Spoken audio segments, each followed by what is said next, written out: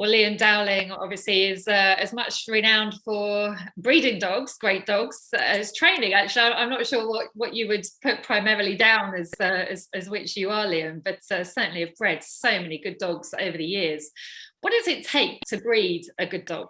I suppose initially, Julie, you obviously have to have a good dam line, and you choose your sires, and then there's a lot of looking at after that. Obviously, there's a bit of craft, and there's a lot of hard work behind the scenes that probably people don't see, and I put a lot of good breeding down to rearing, really, and feeding, obviously, and the whole effort from start to finish when you get your bitch pregnant, and you follow that right through to the pups, to the saplings, where they're reared, how they're reared, are they properly managed and paddocked, and small paddocks, big paddocks, and it's no good really breeding a pup if you're not going to follow it through and take care of them right through their lives from babies, and then you bring them to a 12-month period, and you're starting to school them and starting to nurse them again, and there's a lot of work behind the scenes, but I think you get out of anything what you put into it.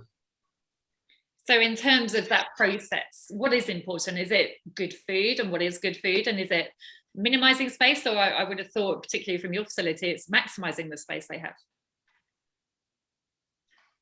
Yes, I think maximizing the space, and where your pups are born first day, and obviously hygiene is of the utmost, and maybe at 3 months when they're put into bigger paddocks, and the fact that they're changed regularly and put into bigger paddocks again, and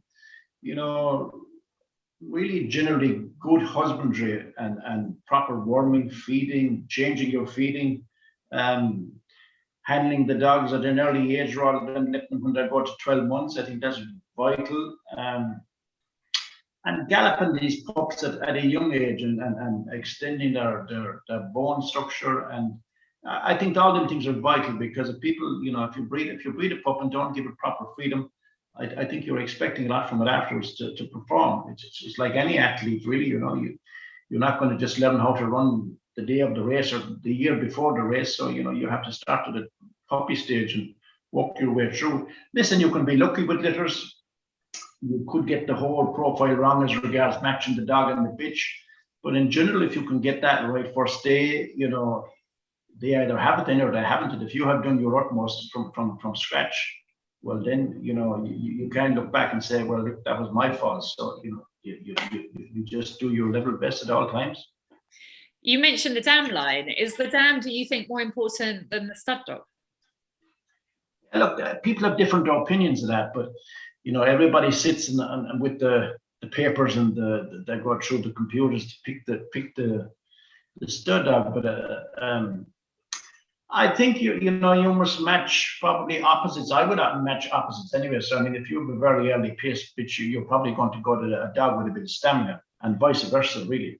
And it depends on what you're breeding for. Are you breeding for sprinting, distance racing, derby type racing? So it depends on what you're looking for. But at the end of the day, I suppose everybody's achieving to win puppy derbies and derbies, and so you can get it right. You can get it right, but I mean, you can also get it right at breeding stage, but you can get it totally wrong from there on, if you know what I'm trying to say. You are churning out good dogs left, right, and centre at the moment. Who's your current crop of brood bitches and stud dogs that you're most keen on?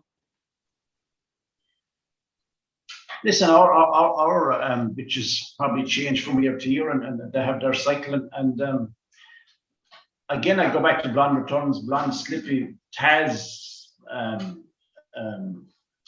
Razzle. There's different broods, but they're not all even the same family. That change, and I suppose that's something we would do regularly. Is we would be bringing in new bloodlines and trying to swap it around a bit. And we've gone outside most of the time for stud dogs right throughout the country and beyond. We have a good few of our own stud dogs at the moment, but I wouldn't be totally relying on our own, because I think if you do that, you possibly will make mistakes, and you think your own can be beaten. But you have to fluctuate and deviate and cross different lines.